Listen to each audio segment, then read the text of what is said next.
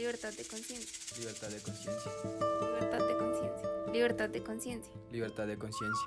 Libertad de conciencia. Libertad de conciencia. Libertad de conciencia. Libertad de conciencia. Libertad de conciencia. Libertad de conciencia. Bienvenidos una vez más a nuestro podcast constitucional, donde todos somos voz, todos somos opinión y perspectivas. Nuestro tema del día es derecho a la libertad de conciencia, donde escucharemos diferentes puntos de vista con nuestros invitados especiales, el abogado Andrés Tobón, el profesor Jorge Alberto Palomino, docente del Departamento de Comunicación Social y Periodismo, Dirección de Investigación de la Universidad Central, y el psicólogo Cristian Camilo Rivera, psicólogo egresado de la Universidad Nacional con magíster en filosofía y se desempeña como psicoterapeuta en salud. Es por eso que abrimos este tema con una pregunta crucial: ¿por qué nace el derecho a la libertad de conciencia? Aunque puede haber distintas explicaciones de por qué nace ese derecho, pues ese derecho se reconoce porque fundamentalmente nadie puede ser obligado a proceder contra su propia conciencia. Incluso desde la Edad Media, Santo Tomás de Aquino, por ejemplo, ya reconocía eso.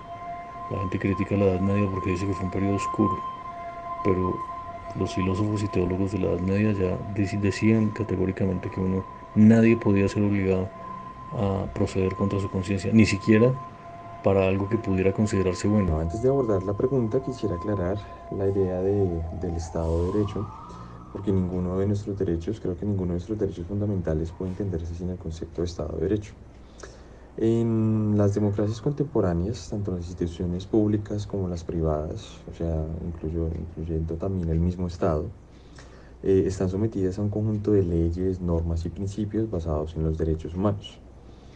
Así pues, la idea de Estado de Derecho es relativamente nueva, más o menos hacia finales del siglo XIX, desde el ámbito jurídico, y no existía algo como tal, o sea, algo materializado de esa idea antes de la Segunda Guerra Mundial, ni antes de la Declaración Universal de los Derechos Humanos por parte de las Naciones Unidas en 1948. Cuando nosotros miramos el histórico del surgimiento de los derechos humanos, tenemos que ver que estos surgen necesariamente con unas discusiones del orden filosófico en las cuales empieza a generarse la discusión en relación con la autonomía del sujeto, con garantizar la autonomía del sujeto. Entonces, dentro de esa declaración, el derecho a la libertad de conciencia está contemplado en el artículo 18 y, al igual que el otro conjunto restante de derechos, que son aproximadamente 30, obligan a los estados a garantizar su ejercicio y disfrute por parte de los individuos y las comunidades a que protege.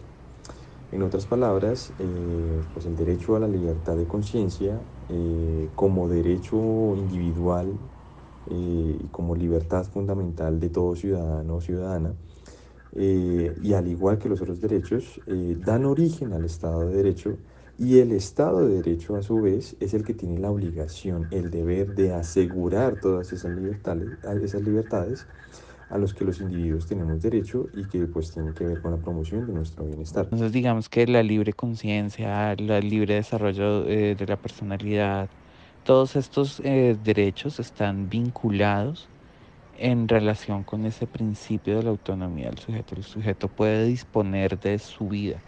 Entonces ahí surgen una serie de discusiones sobre estos límites y los alcances del mismo, pero digamos que el surgimiento está vinculado con eso. La libertad de conciencia protege el proceso racional, reflexivo, la elaboración intelectual del ser humano y su adhesión o no a concepciones valóricas, creencias, sean estas religiosas, filosóficas, ideológicas, políticas o de cualquier otra naturaleza, como asimismo puede rechazar aquellas que consideran erróneas. ¿Qué nos exige la libertad de conciencia? Anteriormente hablaba de que la libertad de conciencia contempla el hecho de que cualquier persona tiene derecho a tener sus propias creencias personales, cualesquiera que sean. Pero bueno, yo creo que esto hay que matizarlo un poco para evitar confusiones. Y es que en la misma Declaración de los Derechos Humanos también se contempla de que ninguna creencia o manifestación de carácter religioso puede promover el odio, la discriminación o la violencia como actos de culto o cosas similares. La libertad de conciencia o libertad de pensamiento también está asociado con una exigencia particular y tiene que ver con la forma en que los ciudadanos forman y nutren su pensamiento. Yo creo que este punto es importantísimo en el caso de la libertad de conciencia porque no se debe entender como un derecho a hacer y creer lo que yo quiera, porque esa es mi creencia o mi religión, ya que como derecho evidentemente pues también tiene un límite, ¿sí? Así, por ejemplo, pues es censurable cualquier tipo de culto, dogma o creencia que discrimine a las personas por su raza. Recordemos que el nazismo justamente era un culto social político fundamentado en el antisemitismo o el racismo, o que incite a violar los derechos de cualquier otra persona. Digamos que esto está vinculado con el derecho de acceder a una educación, con ciertas nociones de equidad en la circulación del conocimiento, que en última son elementos que moldean el pensamiento. Entonces digamos que desde esa perspectiva la libertad de pensamiento tendría que ver con el problema de cómo es que nosotros pensamos. Entonces, la libertad de conciencia da el derecho a la persona de creer lo que ella quiera, pero no le da el derecho de elegir creencias que puedan atentar contra otra persona o que pueda violar alguno de sus derechos fundamentales, aun si es en el ámbito privado. Pero también exige la necesidad de respetar el pensamiento del otro y la necesidad del debate público sobre aquellos asuntos que implican la vida en común. ¿Qué conductas toma una persona cuando se viola su derecho a la libertad de conciencia? Bueno, para hablar de conductas que puede tomar una persona, que puede llevar a cabo una persona cuando se le vulnera o viola el derecho a la libertad de conciencia, pues es necesario también hablar de las consecuencias, ¿sí? O sea, las consecuencias de la vulneración de un derecho cualquiera que sea pueden ser inimaginables. A alguien se le niega la libertad de pensamiento, de conciencia, lo que nosotros estamos viendo ante todo es la negación del individuo a ser, ¿no? Estamos negando a un individuo a hacer aquello que desea hacer. Antes hablaba de que los derechos son interdependientes, ¿no? Y hablaba de que el derecho a la libertad de conciencia también está relacionado con otros derechos como el de la autonomía, el de la expresión, el de la personalidad, etc. Entonces, cuando alguien vulnera o viola nuestro derecho a la libertad de conciencia, básicamente está violando otro conjunto de derechos al mismo tiempo. El mecanismo fundamental de protección de la libertad de conciencia es la acción de tutela, creería yo, porque es un derecho fundamental. Entonces, si alguna autoridad pública o algún particular viola ese derecho fundamental, puede ser sujeto de acción de tutela. Entonces, desde esa perspectiva, lo que nosotros vamos a empezar a encontrar es que cuando un individuo se enfrenta a la violación de sus derechos de la libertad de conciencia, vamos a encontrar primero que se generan formas de violencia. De aquí también la importancia de que los derechos no sean divisibles. No hay unos más importantes que otros, no.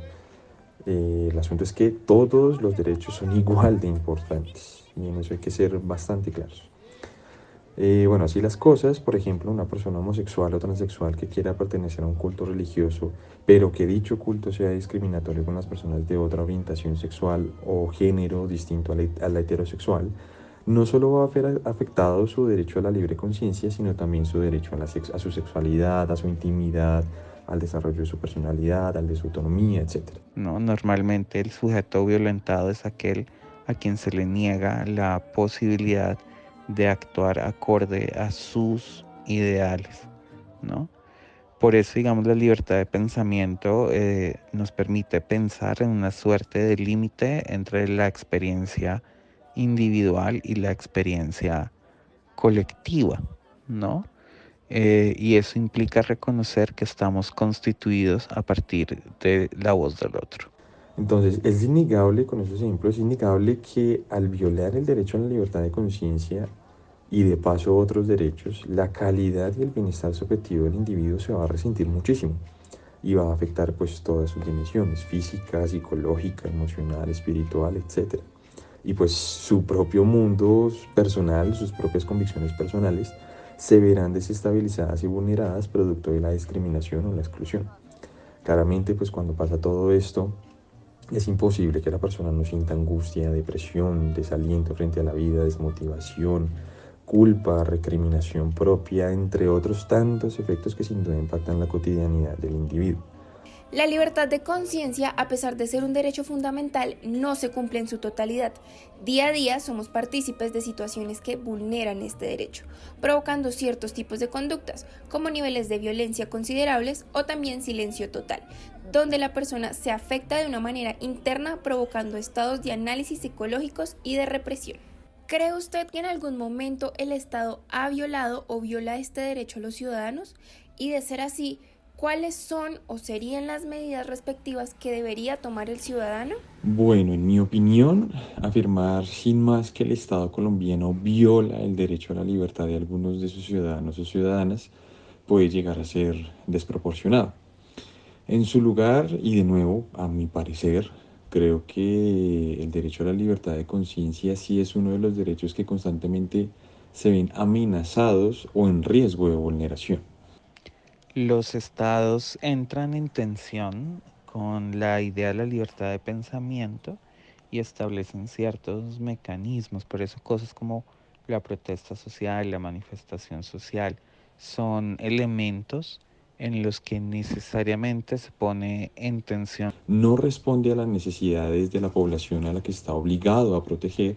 Es el Estado el que sistemática pero sutilmente empieza a vulnerar los derechos fundamentales de sus ciudadanos. Si el ciudadano es un servidor público y, por ejemplo, lo van a sancionar, puede en el proceso disciplinario o en el proceso penal, dependiendo de lo que se trate, debería poder proponer exitosamente la objeción de conciencia. Creo que normalmente cualquier intento de normativa o regulación de la protesta social necesariamente se constituye en una forma de violación del pensamiento, porque en últimas las formas de manifestación social son formas en las que nos encontramos sujetos que tenemos ciertas ideas y buscamos generar cierto cambio. Hoy en día, y de lo que tengo entendido de mi parte, existen dos figuras jurídicas legales para el caso del derecho a la libertad de conciencia. El primero creo que ya lo había mencionado antes y es el de la objeción de conciencia. La objeción de conciencia con frecuencia se asocia como una causal para no prestar servicio militar, pero en realidad es un derecho más amplio que abarca otro tipo de situaciones que incluso pueden llegar a ser más delicadas, como el tema del aborto, la donación de órganos, las vinculaciones laborales, entre otros.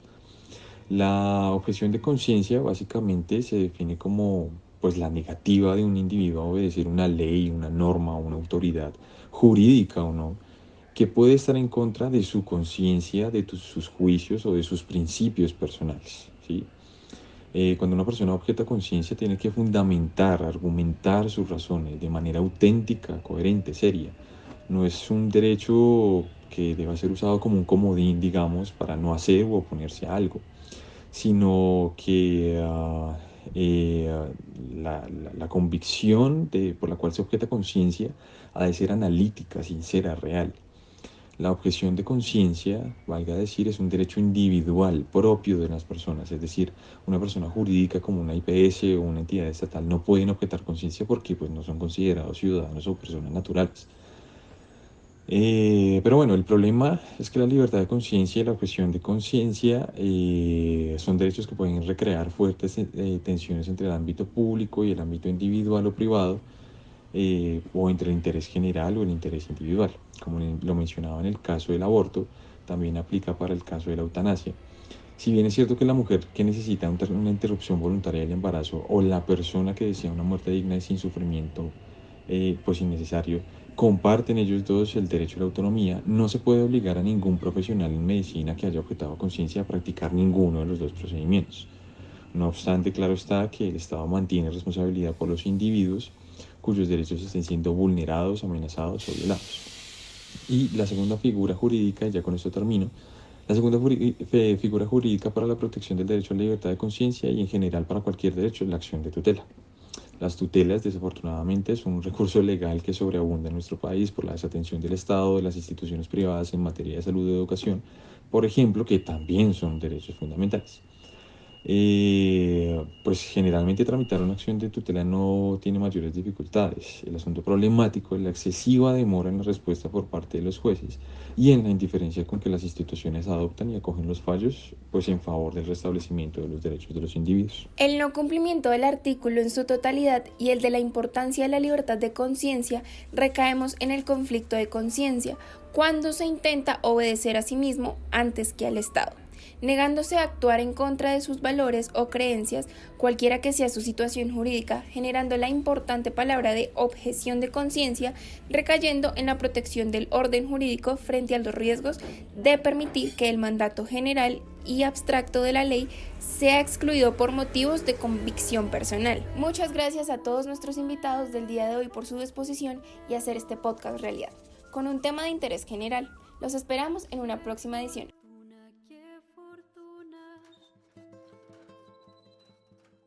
La vida floreciendo.